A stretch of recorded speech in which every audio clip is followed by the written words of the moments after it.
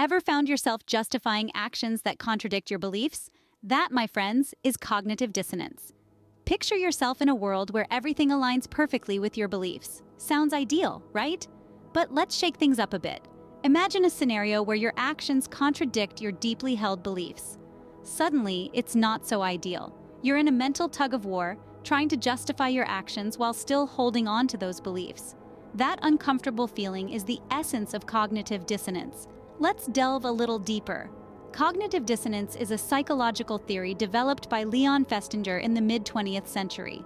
It suggests that we have an inner drive to hold all our attitudes and beliefs in harmony and avoid disharmony or dissonance.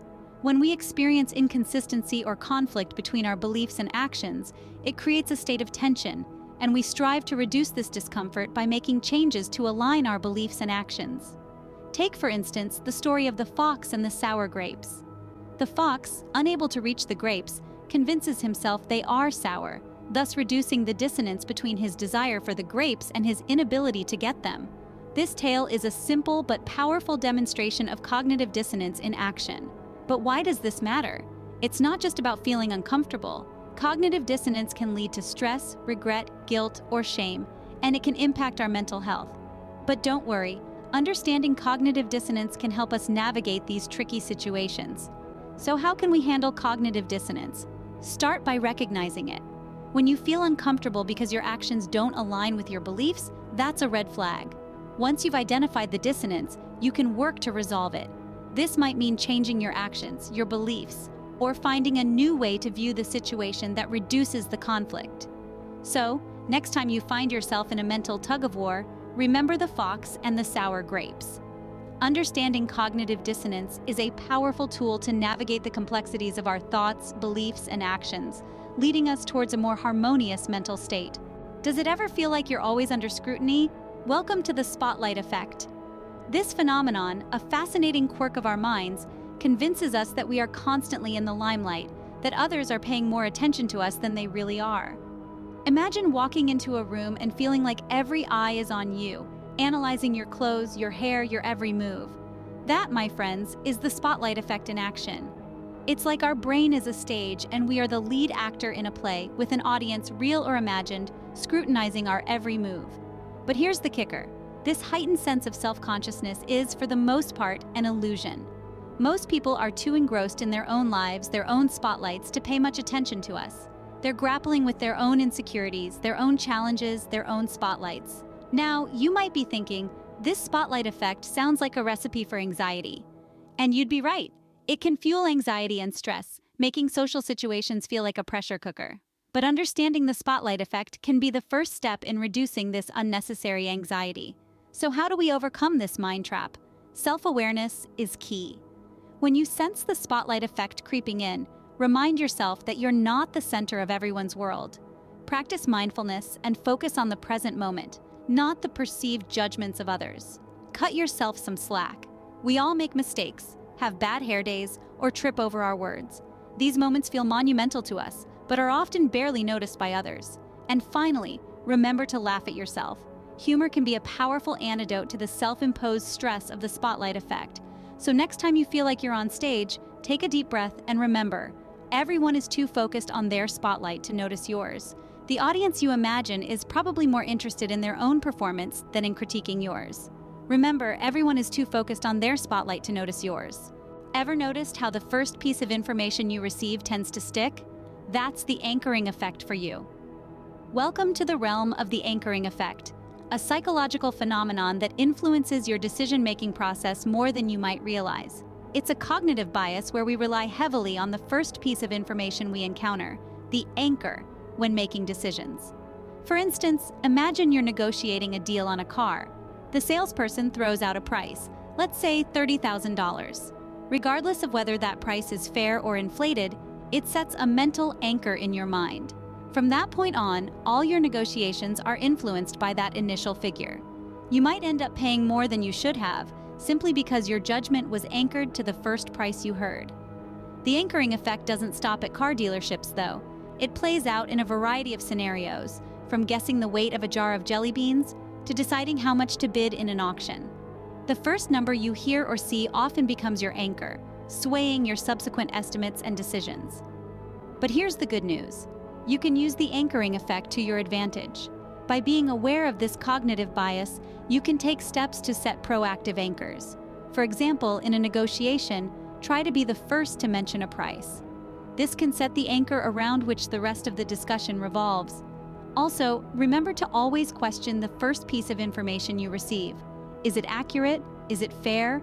Could it be intentionally manipulating your perception? By asking these questions, you can prevent yourself from falling for the anchoring effect. So, whether you're negotiating a business deal, making estimations, or simply deciding on dinner, keep the anchoring effect in mind. It's a subtle yet powerful mental trap that can sway your decisions and judgments. So anchor wisely and remember, first impressions aren't always right. Ever judged a book by its cover? That's the halo effect in action. This sneakily pervasive psychological phenomenon influences our perceptions and judgments, often without us even realizing it. It's when we form an overall impression of someone or something based on a single characteristic or trait.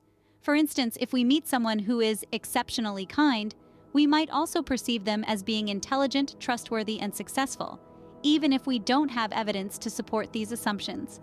The halo effect is like a spotlight that illuminates certain features while casting others into shadow. It's why we might overlook flaws in a person we admire, or why we might be quick to judge someone negatively based on a single unfavorable trait. And it's not just limited to people. Brands, products, and even ideas can be haloed or tarnished by our initial impressions. This might seem harmless enough, but the halo effect can lead us to make biased decisions, both big and small. It can affect who we choose to be friends with, who we hire for a job, or even which brand of toothpaste we buy. So, how do we avoid falling into the halo trap? The first step is awareness. Understanding that our brains are wired to make these snap judgments can help us pause and question our assumptions. We can train ourselves to look beyond that first impression, to seek out more information before making a decision.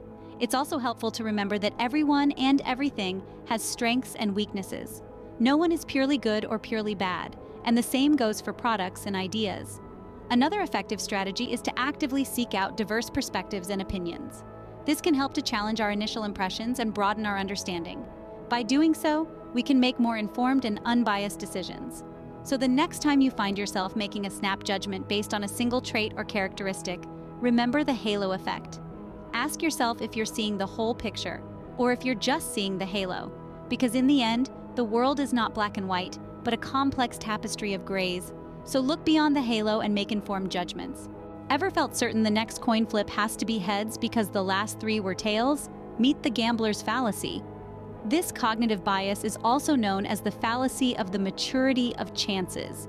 It's the belief that if something happens more frequently than normal during a certain period, it's less likely to happen in the future, or vice versa. In other words, we tend to believe that past events can influence future outcomes, especially in random sequences. Consider a roulette wheel. If the ball lands on red 5 times in a row, you might think that black is due to come up next. But the truth is, each spin is independent of the last. The odds remain the same every time, about 50-50 for red or black. This is the essence of the gambler's fallacy, the misguided belief in a universal balancing force that somehow rights the scales. The impact of the gambler's fallacy extends beyond the casino. It can influence decision-making in a variety of scenarios.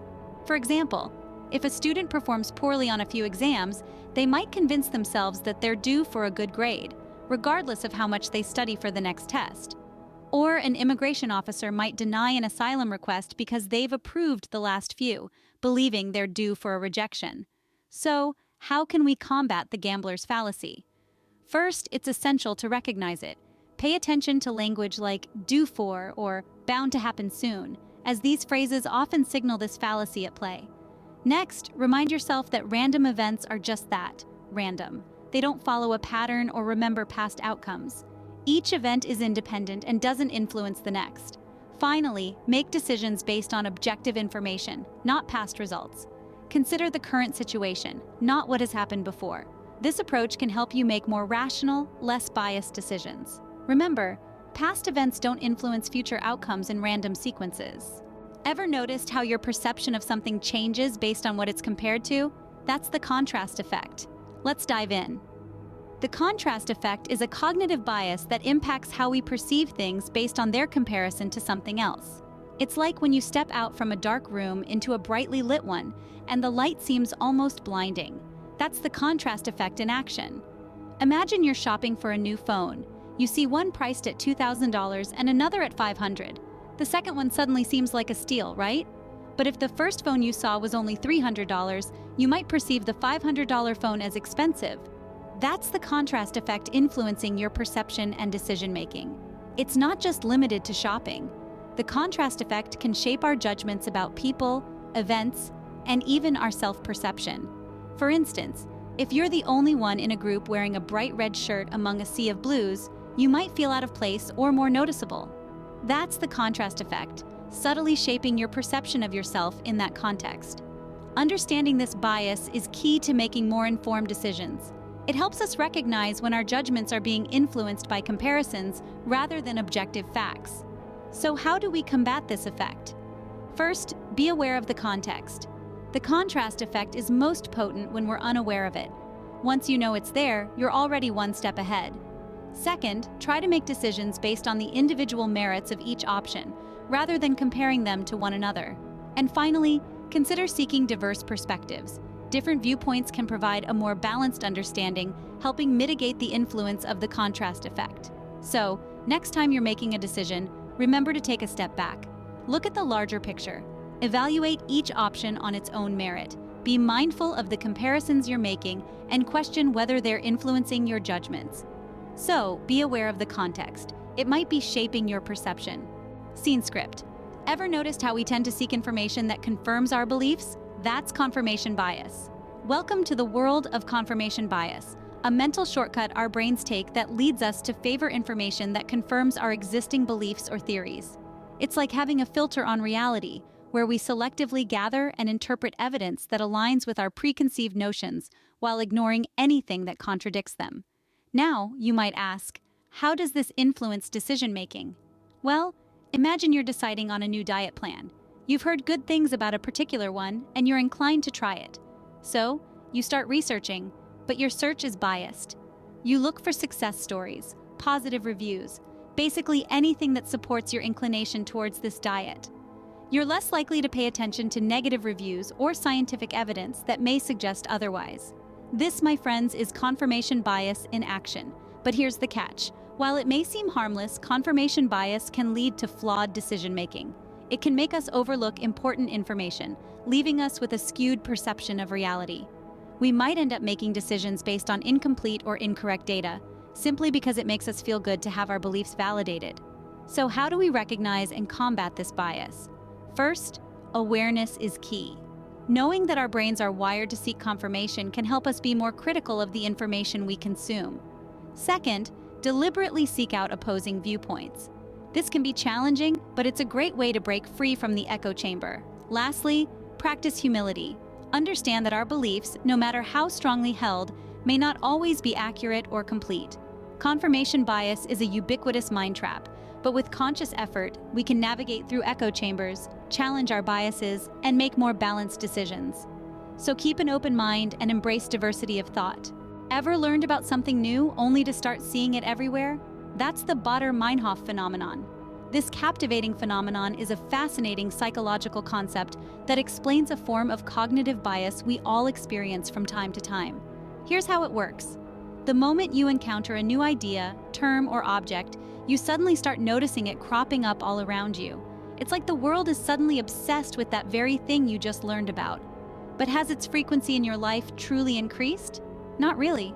This illusion is created by our brain's natural tendency to recognize familiar patterns. Named after a notorious German terrorist group that gained notoriety in the late 60s, the Baader-Meinhof phenomenon, also known as frequency illusion, is a result of two cognitive processes. The first is selective attention, which kicks in when you're exposed to a new word, thing, or idea. After that initial exposure, your brain unconsciously keeps an eye out for it, and as a result, you notice it more often. The second process is confirmation bias, where your brain loves to see patterns and make connections. So every time you spot that new thing, it confirms your brain's bias that it's indeed occurring more frequently. But while it's fascinating, the Baader-Meinhof phenomenon can influence our decisions and perceptions in ways we don't even realize. For instance, it could lead us to overestimate the frequency of an event or to misjudge the popularity of a trend or idea. So, how can we combat this? The key is awareness. Being conscious of this phenomenon can help us question our perceptions and make more balanced decisions. It's about understanding that just because we're noticing something more doesn't mean it's actually happening more. In conclusion, the Baader-Meinhof phenomenon is a testament to the fact that our brains are pattern-seeking machines, always looking for connections in the world around us. It's a fascinating insight into how we perceive our world and make decisions based on those perceptions. So, remember, increased awareness doesn't mean increased occurrence. Scene script. Ever had unfinished tasks nagging at your mind? That's the Zeigarnik effect. Imagine this. You're in the middle of a gripping novel when you have to put it down. An errand beckons, a chore calls out, or perhaps it's just time to sleep. But your mind keeps circling back to that unfinished chapter. That's the Zeigarnik effect in action, named after Bluma Zeigarnik, a psychologist who noticed that waiters remembered unpaid orders better than those that were paid and completed. The Zeigarnik effect is the phenomenon where incomplete tasks dominate our attention, creating a mental itch that insists on being scratched. It's like a pop-up reminder in your brain that refuses to go away until the task is done. But why does this happen? Well, our brains are wired to seek completion. When a task is left incomplete, it creates cognitive dissonance, an uncomfortable mental state that our brains are eager to resolve. This might sound like a nuisance, but the Zeigarnik effect isn't all bad. In fact, it can be a powerful tool for productivity. By starting a task, you're more likely to remember it and feel compelled to finish it, thanks to this mental tug-of-war. However, when the tasks pile up, it can lead to mental clutter and stress. So, how do we combat this? One way is by actually completing the task. Sounds simple, right? But we know life can be more complicated. When you're juggling multiple tasks, it's not always possible to finish one before moving on to the next. That's where the second strategy comes in, making a plan. By planning how and when you'll complete the task, you provide your mind with a sense of closure, easing the nagging pull of the Zeigarnik effect. So the next time you feel an unfinished task tugging at your mental sleeves, remember the Zeigarnik effect. Use it to your advantage by getting started on tasks you've been putting off, or make a plan to tackle them later. So, put your mind at ease by finishing what you start or creating a plan. Ever felt overwhelmed by too many options? Welcome to the paradox of choice. This intriguing concept suggests that having a multitude of options can lead to anxiety, indecision, and ultimately, dissatisfaction. Imagine walking into a store to buy a jar of jam. If there are only 2 or 3 varieties, you might easily pick one based on your preferences. But what if there are 50 varieties? The decision suddenly becomes far more complex. You're not just choosing a jar of jam anymore, you're trying to pick the best one out of 50. This process can be mentally exhausting and often leads to what's known as decision fatigue. But that's not all. The paradox of choice also suggests that the more options we have, the less satisfied we are with the choice we make. Why? Because with every additional option, there are more chances for us to second-guess our decision, to wonder if another choice would have been better. We compare the attractive features of the alternatives, which can diminish the satisfaction in our final choice. Interestingly, an abundance of choices can even lead to inner paralysis, where we're so overwhelmed that we give up on making a decision altogether. Think about how many times you've abandoned a purchase because there were simply too many options. So, how can we combat this paradox? First, by recognizing it. Understand that more options don't necessarily mean better choices. Second, try limiting your choices. When faced with a sea of options, narrow them down based on your needs and preferences. And finally, learn to accept that there is no perfect choice. Every decision has its pros and cons, and that's okay. The paradox of choice serves as a reminder that while freedom of choice is essential, an overabundance of it might not always lead to happiness or satisfaction. So remember, sometimes less is more when it comes to making choices.